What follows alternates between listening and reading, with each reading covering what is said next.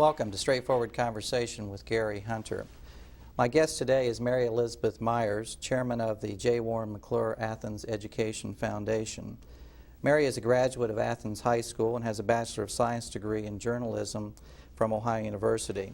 She is the first woman editor of the Ohio University Post, the first woman reporter hired by the American Newspaper Publishers Association, the first woman editor of the Amherst Bee, and the first woman of the Buffalo Courier Express copy desk. In the fall of 1989, Mary retired from Sunny College at Buffalo News Service and returned to Athens. Welcome, Mary. It's nice to be here. The topic tonight is going to be the J. Warren McClure Athens Education Foundation. That's quite a mouthful, Mary.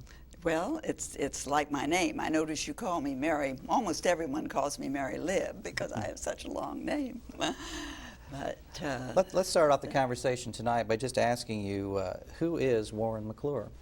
well, Warren, a graduate of Athens High School in 1937. So on the occasion of his 50th anniversary, he had done so well, of his graduation from high school, that is, he had done so well in the newspaper business. By that time, had been working for the Gannett organization. He had published 2 daily newspapers, which he sold to Gannett, and he was retiring from that position. With enough money to benefit many others, and he has a strong belief in, as he says, giving with warm hands. So he has done much for this community and for other communities where he lives. Burlington, Vermont, where one of the newspapers has a hospital that benefited from his funding. Ohio University has a school in his name, and when he returned for his 50th reunion, Athens High School, he gave the Athens school system $50,000 to be used for college scholarships. That gift has expanded. We now have more than $120,000 and the prospect for other funds coming in, so that we not only give some college scholarships, but we're able to do programs and projects to benefit youngsters while they're still in the public school system. When he created or encouraged the creation of the Athens Education Foundation, Yes. Tell us a little bit about the structure of that organization. How is it set up? Is it incorporated? Who's on the board? A little bit of background. It is incorporated, and there are a number of persons on the board. It'd probably be a good idea if I just referred to a list so that I don't leave anyone out. I switched jobs, actually, about 2 years ago with Robert Hines, who had headed the group for a number of years, and I think wanted a little respite from that. But he continues as vice chairman, and Mary Kiefer, who is on the faculty at Ohio University, is our secretary. Charlie Hooper, our treasurer, who grew up in Athens, is the son of a high school classmate of mine. Kenner Bush, publisher of The Messenger, Stephen Fuller, who was a classmate of Warren's in Athens High School, Tad Grover, past president of Bank One, Nanette Jarvis, who had worked in the Athens school system for a while, helped us enormously with a membership drive. The superintendent of schools is also an ex officio member. We also have a member from the board, currently is Ann Schermerhorn. And Ted Sprague, another classmate of Warren's, is on the board, and Bill Walker, an attorney. And of course, we rely on you as a kind of volunteer legal counsel as board. When Warren donated the $50,000 to Athens city schools for the purpose of creating a foundation, it was my understanding he did that on a challenge basis. Could you tell us a little bit about Warren's philosophy rather than just giving money? He believes, I think it should be earned. Well, he does on a challenge basis. However, that one gift was an outright gift. And because of its size, we were able to start giving scholarships almost immediately. We've given 2 in his name ever since that first one, or first 2 actually. they're entry-level scholarships. They're to help a young person get into a college situation.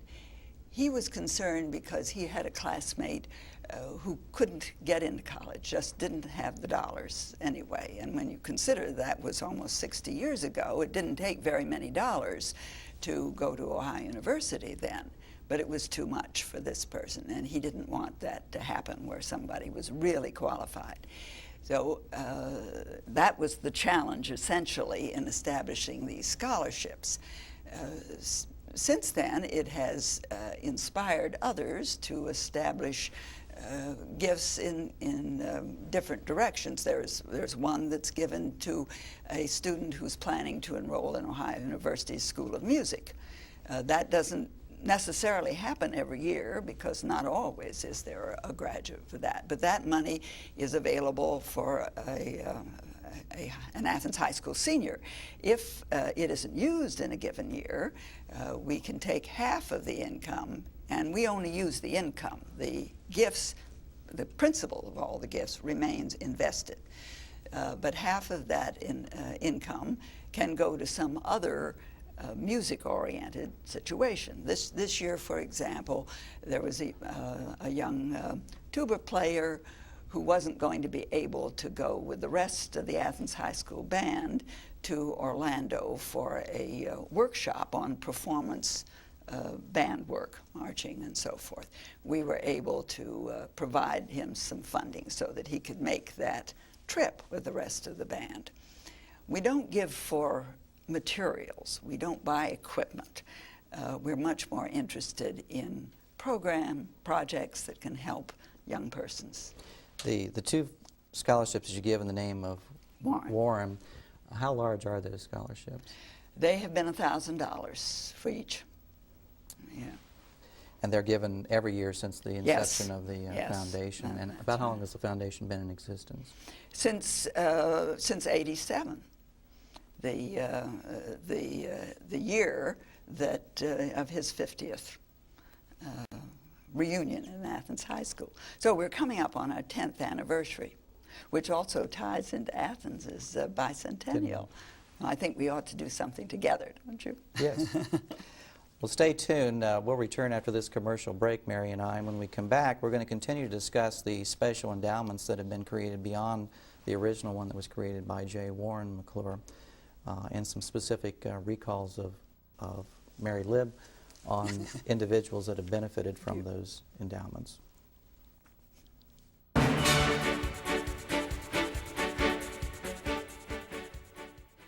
Welcome back to Straightforward Conversation. My guest this evening is Mary Elizabeth Myers, and we're talking about the J. Warren McClure Athens Education Foundation.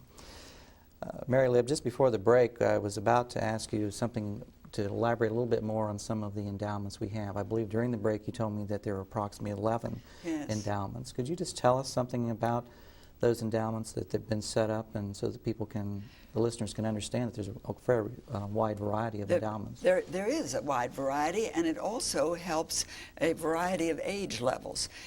For example, there is an endowment set up in the memory of Beth Barsakowski, who was a much-loved science teacher at East Elementary School and died suddenly and much too young, and the money given in her memory is used to help fund a science laboratory.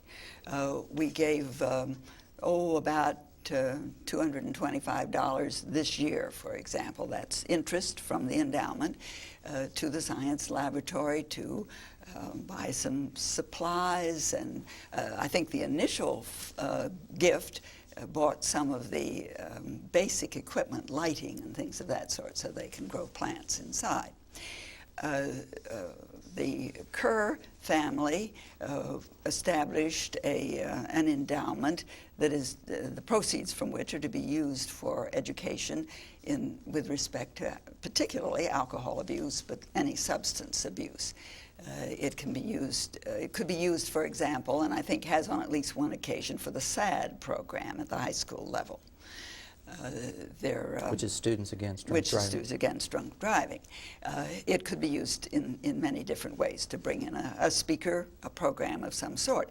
And there is money in that fund right now, as soon as we have somebody who will come forth with a worthwhile program. We don't mount the programs ourselves. There really aren't enough of us with enough time to do that. We have the wherewithal. If someone comes with a good idea, which we would then, of course, approve. There's the Betty Masico Award.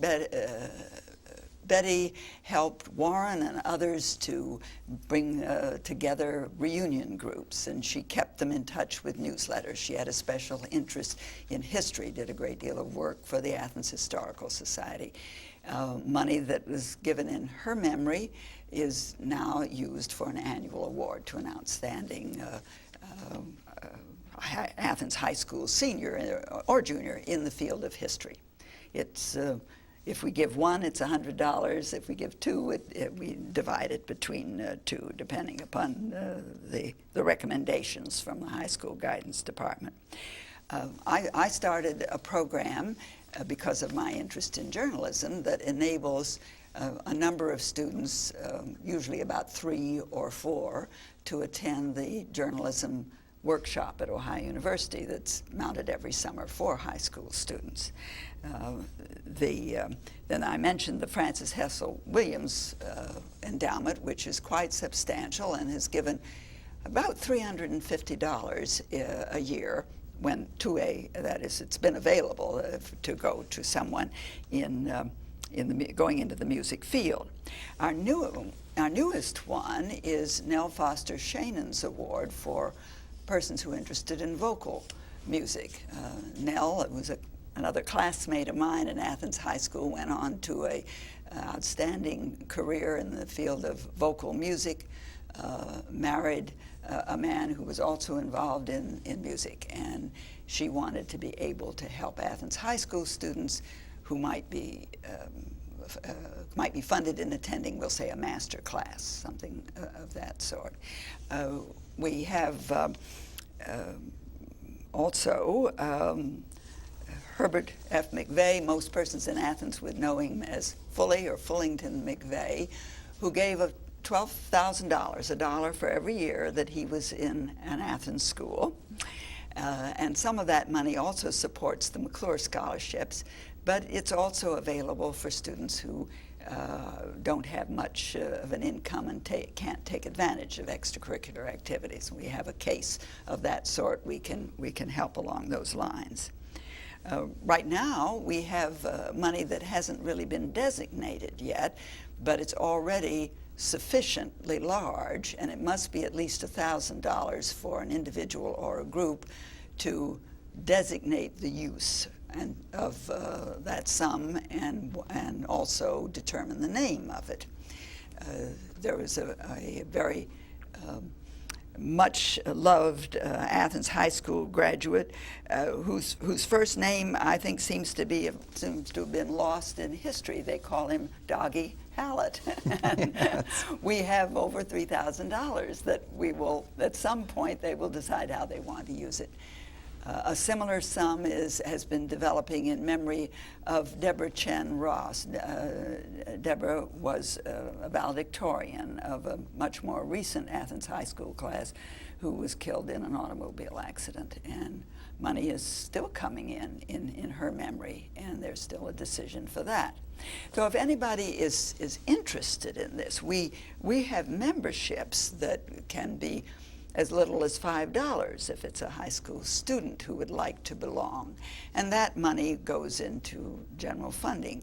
But if you have $1,000 or more to give, then you will help us, I'm sure, to sit down with that person to look over the kinds of endowment documents are prepared to protect your gift so it will be used as you want it to be used.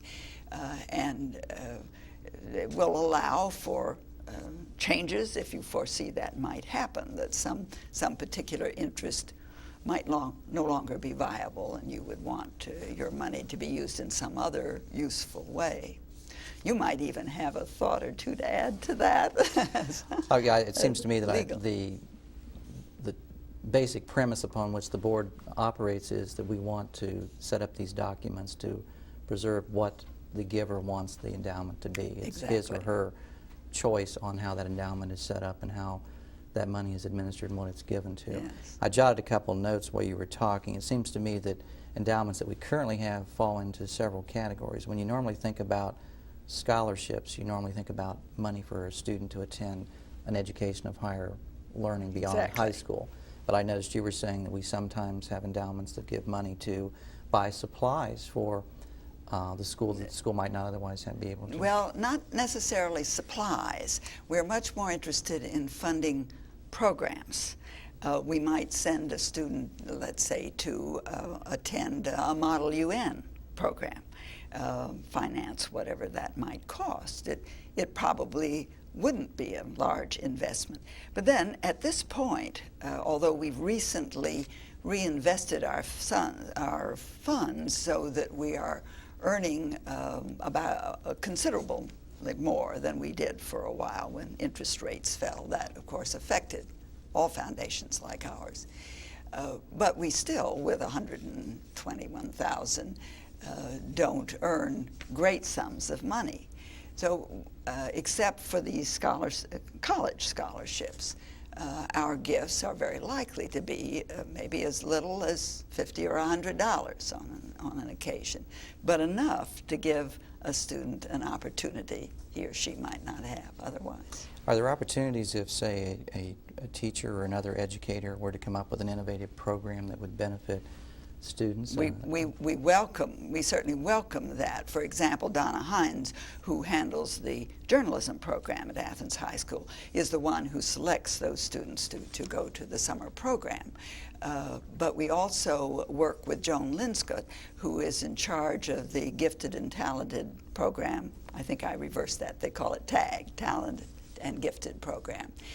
She is helping us identify students and programs that need some kind of support. But we don't buy a piece of equipment or a computer. That comes from other sources, and there are other resources for those.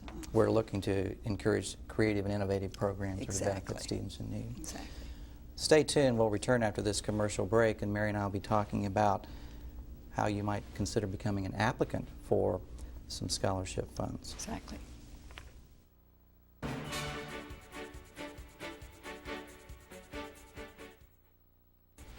Welcome back to Straightforward Conversation. My guest this evening is Mary Elizabeth Myers, the chairperson of the Athens Education Foundation. Mary Lib, before we broke for that commercial break, I was about to ask you about how a person might apply for scholarship funds. Yes. Let's take first a situation in which a student is interested in maybe going on to college and needs Exactly. in a special program. And that, of course, was the genesis of this whole foundation, first college scholarships.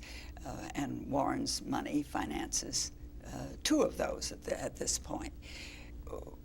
Students apply for scholarships in the high school. Obviously, they would be seniors planning to go on to college. And as with other typical scholarships, they have to have been accepted at an institution. Our college scholarships aren't limited to students going to Ohio University, although I think all of them who have received them to date are or have been at Ohio University.